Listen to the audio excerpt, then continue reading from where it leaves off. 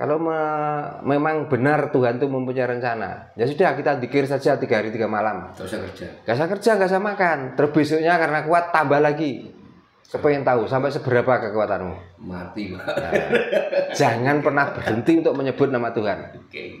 Nah, itulah. Makanya perlu kesadaran yang sangat tinggi, itu perlu. Jangan kita tuh kesadaran kok ditutup dengan takdir, ditutup dengan kehendak, ya nggak akan maju.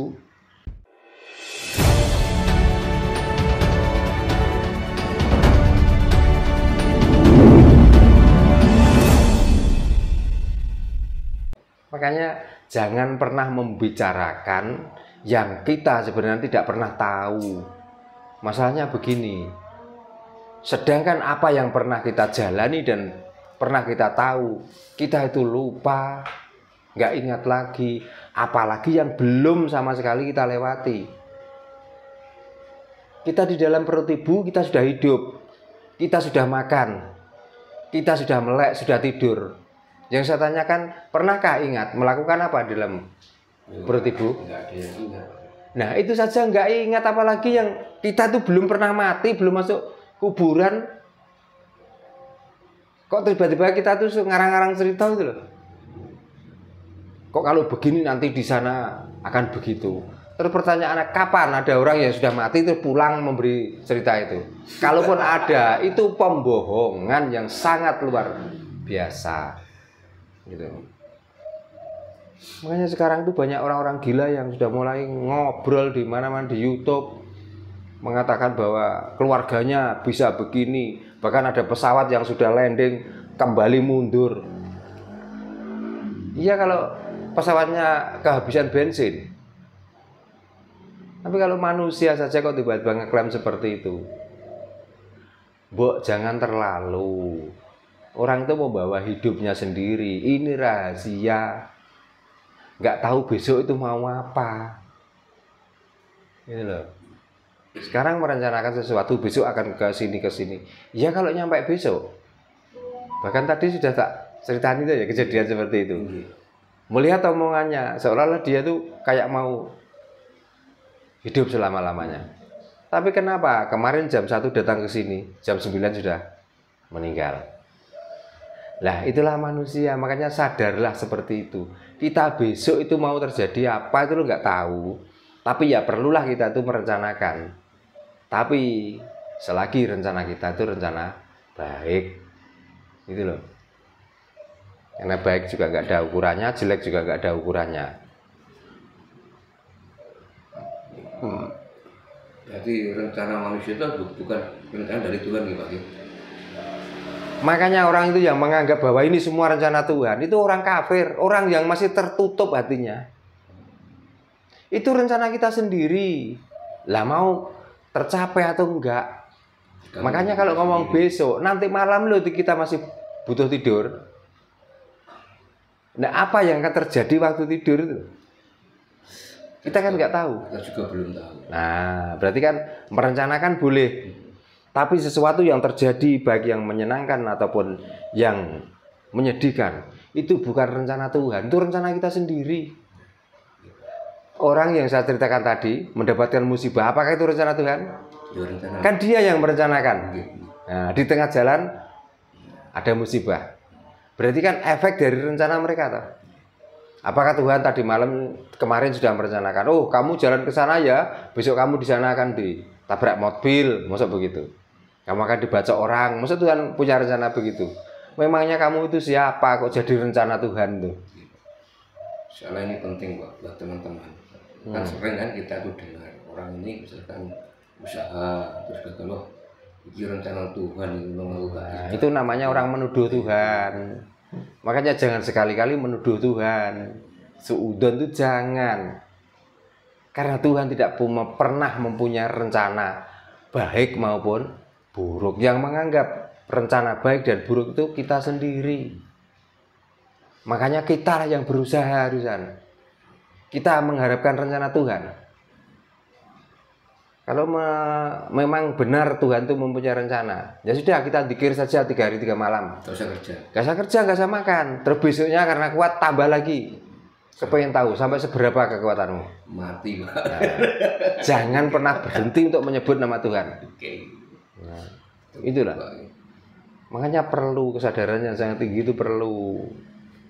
Jangan kita tuh kesadaran kok ditutup dengan takdir, ditutup dengan kehendak, ya nggak akan maju akhirnya.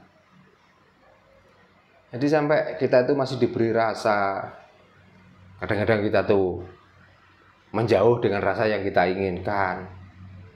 Belum pernah ngicipi terus ngomong cerita, wah ini makanan yang dilarang, ini makanan yang dibolehkan. Wong Tuhan menciptakan tuh nggak pernah ngelarang, nggak pernah mengharamkan kok. Mengapa kita itu yang tinggal menikmati kok mengharam-haramkan? Berarti Tuhan yang ngawur, Pak, ya. Nyiptakno kok dikaram-karam model. Nah makanya itu Tuhan KB. Karena Tuhan yang sejati nggak pernah begitu. Sudah diciptakan ya sudah. Apa urusannya Tuhan? Dia hewan pun nggak punya pikiran. Hewan pun nggak pernah memikirkan dengan Tuhan. Dia kepengen berkembang biak tanpa ada yang memberi, dia mencari makan sendiri kok. Di saat dahaga berusaha mencari minum kok. Padahal sama-sama ciptaannya. Padahal hewan itu tidak pernah salah dalam berucap. Tidak pernah salah, dia itu tidak pernah melanggar. Kalau nyatanya di mana saja yang namanya kambing tidak pernah merubah suaranya, walaupun agak sembar, walaupun nyaring, walaupun gimana tetap mbek. Sapi juga begitu, tidak pernah merubah ucapannya, karena dia sudah tercipta mah ya mah selamanya. Lah manusia ini loh yang sering mencela-mencela. A dibilang B, B dibilang C. Gitu, tapi kadang-kadang kok kita itu kadang-kadang kok gimana ya, sok suci. Iya. Ini yang kedua, Pak. Ini juga dari teman-teman minta Pak Darno untuk dijelaskan lebih dalam. Kan sering Pak Darno di konten itu mengucapkan tapal Adam kan sering. Iya. Jadi minta diperjelas terkait makna dari tapal Adam apa katanya. Kan berulang kali tak jelaskan toh. Yeah. Kalau sudah membicarakan tentang tapal Adam, itu bahasanya jorok. Makanya nggak tak jelaskan gitu loh. Kalau pengen tahu langsung datang ke sini, karena ini di konten nanti saya itu bilang porno, dibilang jorok. Saya kan sendiri kan tahu sebenarnya ini diungkap penting banget dulu ya. Penting sebenarnya. Tapi kan orang itu menerimanya kan beda-beda. Wah itu ajaran jorok, itu ajaran kejawen dan lain sebagainya. Begitu nanti akhirnya. Makanya sebutannya saja tapel Adam. Soalnya sering Pak, teman-teman itu minta. Nah, kalau sering dan mendengar, ya jangan di rumah atau datang ke sini. Gitu loh. Jadi supaya lebih jelas. Kalau ini kita jelaskan di sini, nggak etis. Terlalu porno Pak. Nah, begitu loh. Orang tidak semuanya bisa menerima. Dianggaplah berarti ajaran Jawa ya cuman itu aja yang dibahas. Padahal sebenarnya di dunia yang dibahas itu apa? Ya itu tuh sebenarnya. Orang sampai korupsi, sampai berebut kekuasaan. Ya cuma gara-gara tapel Adam kok. Sebenarnya. Terus nggak mungkin orang itu murni karena saya pengen mengabdi. Nggak ada. Apalagi pejabat-pejabat tuh.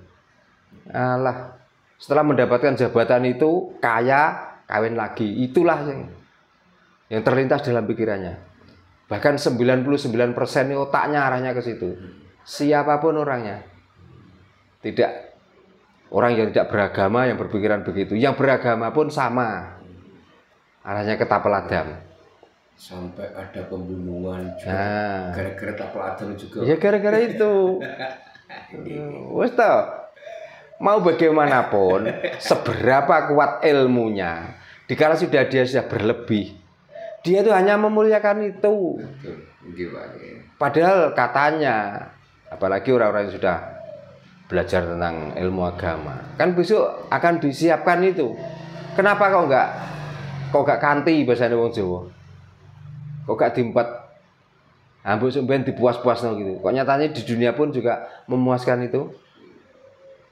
Surga juga disiapin juga katanya seperti Nah itu. iya makanya itulah saya ngomong bahwa sebenarnya pemikiran manusia itu kontradiksi dengan pemikirannya sendiri.